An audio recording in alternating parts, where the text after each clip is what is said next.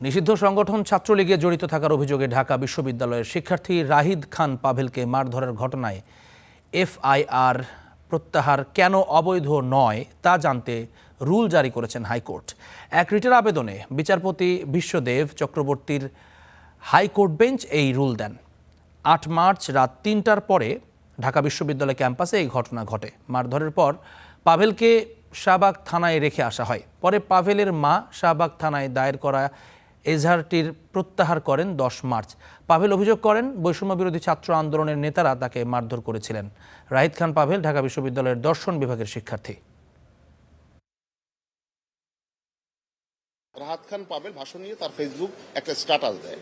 স্ট্যাটাসের পরিপ্রেক্ষিতে উনি এই ছেলেটা যখন সেহরি খেতে যায় তখন তাকে তারা বেধড়ক মারধর করে এবং 10 জন এফআইআর নেই, যারা এজাহারে 10 জনের নাম উল্লেখ করে তার মা পরের দিন মামলা করে এবং পাভেল ঢাকা মেডিকেল কলেজ হসপিটালে ভর্তি ছিল এবং আমরা লয়াররা সেখানে গিয়েছিলাম তাকে দেখার জন্য।